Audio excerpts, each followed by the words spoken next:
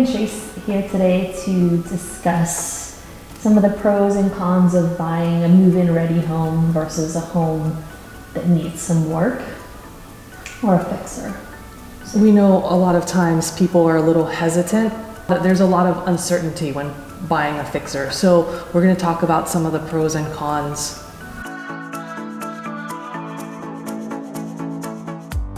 Doing work, obviously you are hoping to buy it for less than market value. So you have your choice of finishes, one, and two, maybe more importantly, is that you're adding value, right? So your sweat equity will give you a bigger return than purchasing something where somebody already chose the finishes and everything is done.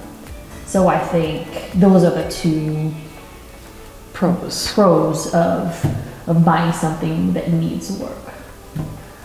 So some of the cons with buying a fixer would be just the uncertainty of how long it's going to take to get everything done, the uncertainty of not knowing what you're going to uncover when you rip up the bathroom. Is the plumbing not what you thought it was going to be? So there's a lot of uncertainty when buying a fixer. I think the biggest con for most people as far as doing work is the ability and the timing to get the work done. We're sitting in a home right now in Orange Park Acres where the buyer is a contractor, making it so his fixes were way easier to manage than the average person. I think the time spent and living through construction is probably the biggest issue. Lastly would be just the cost of everything, because it's not a monthly payment that you're paying into your mortgage. You're having to come out of pocket for materials, to pay the contractors. So I think those would be the main negatives to buying a fixer. Switching sides, we're going into buying a move-in ready home. So some of the pros with that obviously is you can move right in.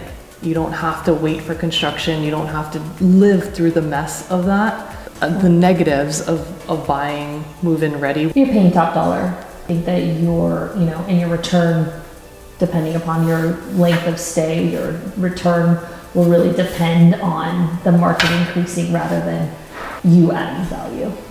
And one other thing that is hard for some people is that you are at the mercy of someone else's taste, right? You're just kind of taking it as it is, hoping that you like their paint and their countertops, etc. Because most people, even though they move in saying, oh, I don't love this, most of the time if it's newer, it's not going to be changed.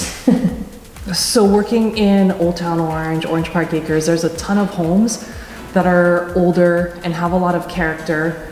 So buying one of those homes as a fixer gives you the opportunity to put in a new kitchen, to put in a new bathroom and have the modern finishes, but still have a home with a ton of character. Thanks so much for watching. Make sure you check out our YouTube channel because Carrie loves that part of it. My new 2020 resolution is to stop complaining about the video.